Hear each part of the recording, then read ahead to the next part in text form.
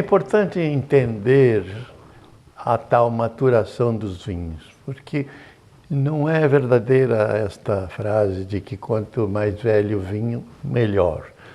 Cada vinho tem o seu momento de ápice, tem o seu momento de melhor estado de consumo. Então é importante a maturação e perceber que mesmo depois de pronto o vinho, ele espontaneamente vai se autotransformando, vai havendo reações químicas internas que melhoram ou pioram o vinho. Por isso que não se pode definir o tempo de guarda de um vinho. Tem vinhos que se pode guardar de 1 ano ou 2, outros vinhos pode guardar 40 anos. Então é importante entender que espontaneamente, com a ajuda do continente, ou seja, da onde ele está guardado, ele vai dar um vinho de qualidade melhor ou pior, ou obrigatório ou desnecessário. Então a maturação dos vinhos pode acontecer logo no começo de que está pronto ou engarrafado, ou antes do engarrafamento. Você pode piorar um vinho que foi produzido com um vinho chamado Beaujolais, que é para você tomar com 1 ano ou 2, se você deixar 4 ou 5, você estraga o vinho.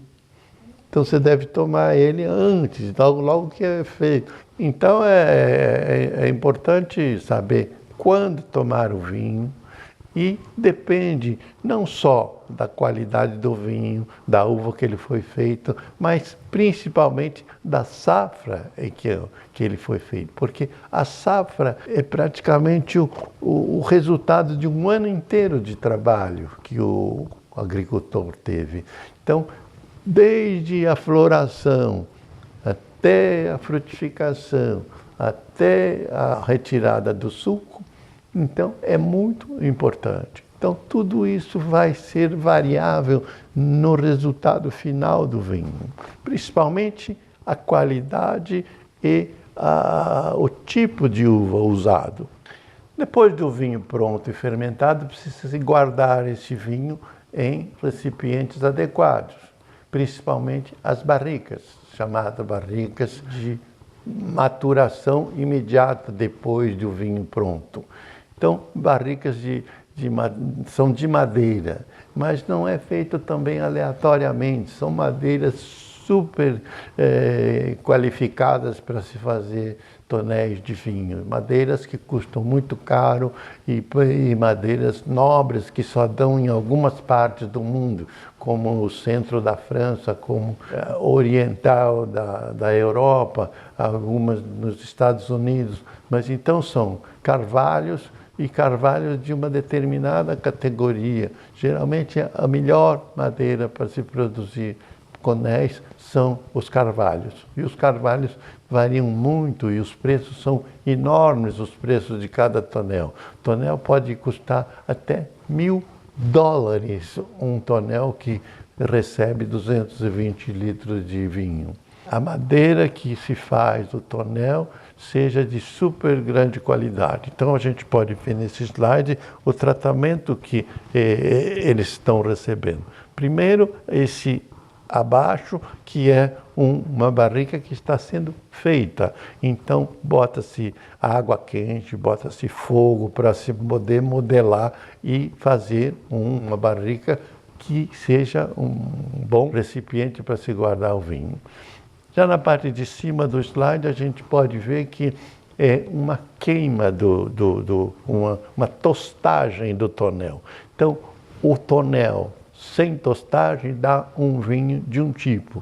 E tostar um tonel quer dizer queimar a superfície interna do tonel para que ele, tostado e aqueles graus de tostagem, vai dar uma grande variedade de essências no gosto e nos aromas dos vinhos. Então, podemos ver aqui um slide de composição que tem tonéis pequenos, barricas e garrafas. São os 3 recipientes que recebem o vinho para amadurecer. Uma coleção grande numa vinícola grande, então podemos ver aí a coleção onde se guardam os vinhos. Eles podem ser guardados, ou melhor, podem ser utilizados para guardar o vinho antes de ser engarrafado. E o proprietário da vinícola é que decide quando ele está bom para ser engarrafado, quando não é mais necessário que ele permaneça dentro de um tonel de madeira, porque o tonel da madeira transmite gostos e aromas ao vinho, mas não pode transmitir muito o gosto. Então tem que ser feito numa dose que só os grandes conhecedores sabem. Ficar 3 meses, 4 meses, 2 anos, 5 anos, 10 anos, tudo uma informação técnica que o proprietário das vinícolas sabem definir. Como você pode ver nesse slide aqui, acho que a figura mostra melhor do que as palavras. São cascalhos de madeira que são feitos saquinhos para se utilizar, para se ganhar um certo gosto de madeira no vinho. Claro que são vinhos de qualidade menor, qualidade mais inferior, é que recebem esse tipo de tratamento, ou seja, uma infusão de madeira dentro do vinho. Geralmente, depois que o vinho é fermentado e é guardado em barris, é de uma única uva. Geralmente, uma grande fazenda de vinho, uma grande companhia de vinho que planta uvas de várias qualidades, eles fazem a fermentação separadamente. Para cada qualidade de uva, eles fazem um vinho. Agora, no final da safra, o que pode acontecer é haver uma mistura entre as uvas de cada região. Então, cada vinícola tem à disposição aqueles vinhos diferentes. E um certo trabalho técnico é saber quanto se pode misturar de um vinho com o outro, porque é importante, porque cada uva tem uma certa característica. Ele pode ter mais acidez, mais tanino, menos tanino. Então, essa coisa que se chama assemblage, ou seja, a mistura do vinho, é que vocês vão poder conseguir um vinho final de melhor qualidade do que o vinho isolado de uma única qualidade. Algumas regiões têm uma única uva permitida. Por exemplo, na Borgonha, a uva Pinot Noir é a única que se faz os vinhos tintos. Ao passo que em outras grandes regiões usa-se 3 ou 4 tipos de vinhos, de uvas. Por exemplo, em Bordeaux pode-se usar Cabernet Sauvignon, Merlot, Cabernet Franc e alguns outros tipos de uva que pode ser feito. Então, cada região tem a sua legislação, tem a sua rigidez, e essa rigidez é legal. Legal no sentido de legalidade mesmo, porque elas não podem ser aleatórias, elas só podem obedecer à regulamentação daquela região vinícola. E a regulamentação não é uma coisa também de uma exigência burocrática, não, é porque o contexto, o conjunto de qualidades de um determinado grupinho de uvas é o melhor para aquela região. Então, eles são obrigados a usar aquelas uvas naquele vinho daquela região para o vinho poder ter o nome da região. É a denominação de origem controlada. Depois de guardado um certo número um certo tempo no vinho recém-produzido, aí ou eles são engarrafados, ou eles ficam mais tempo nas barricas, ou eles ficam dentro da vinícola, obrigatoriamente dentro das garrafas, por algum tempo que a lei obriga que fique. Se você tem um vinho chamado Chianti,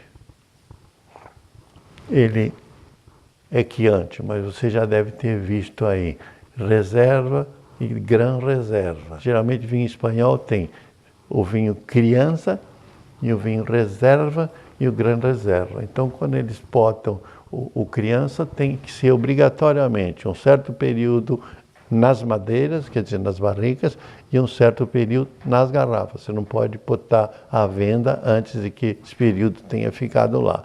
E quanto mais sofisticado é o vinho, na sua classificação entre reserva, criança reserva e grande reserva, ele é obrigado a ficar mais tempo ou nas madeiras ou nas garrafas. Só pode ser comercializado depois de 2, 3 ou 5 anos, depende do sobrenome que ele vai ganhar. Grande reserva, geralmente uns 3 anos. Então, tem de 1 ano, 2 anos e 3 anos, mais ou menos, obrigatório lá. Nessa evolução da idade que o vinho tem, então, pode existir alteração no gosto, nos aromas e nas cores.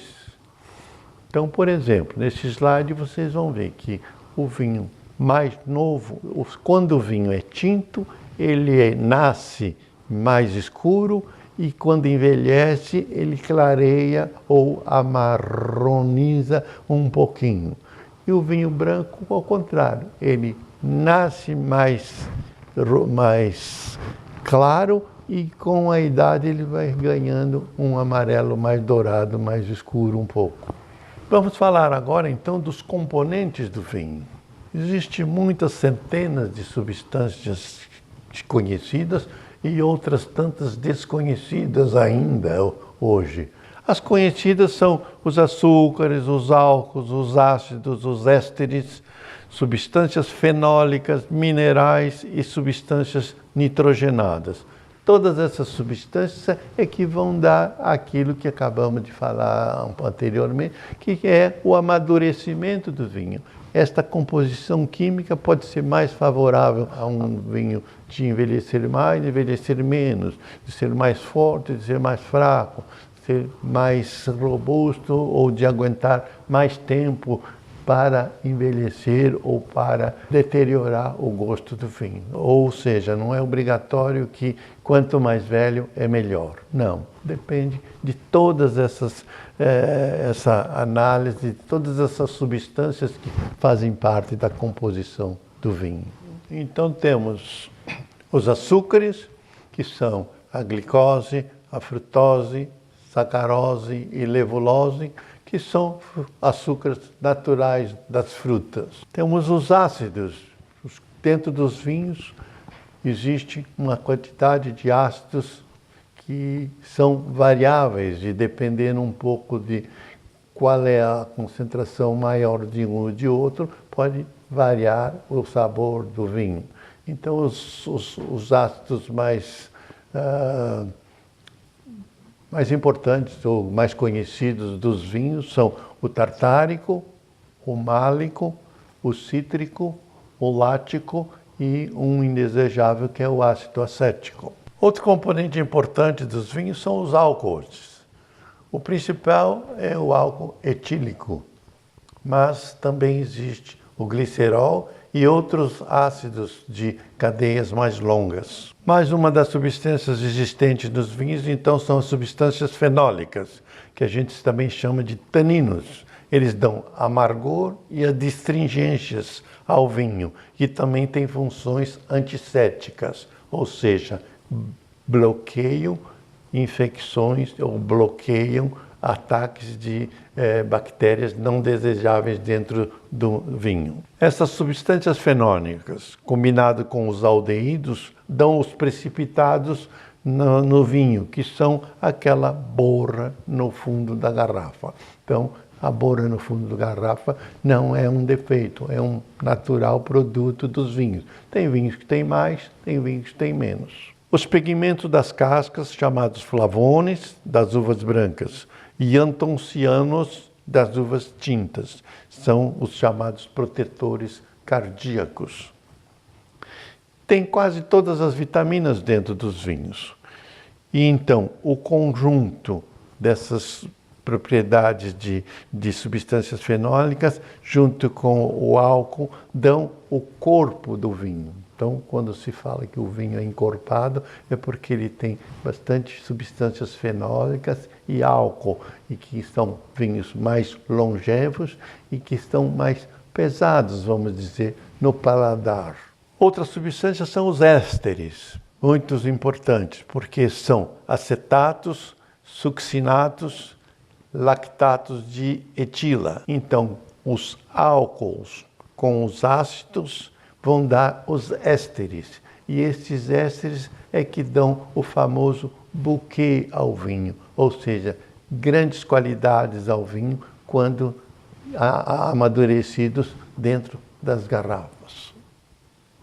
Então, relembrando, os ácidos com os álcools vão dar substâncias responsáveis por bouquet, ou seja, os ésteres. E o bouquet é uma qualidade do vinho, tanto nos aromas quanto nos sabores. Então, é uma coisa importante a soma dessas duas substâncias.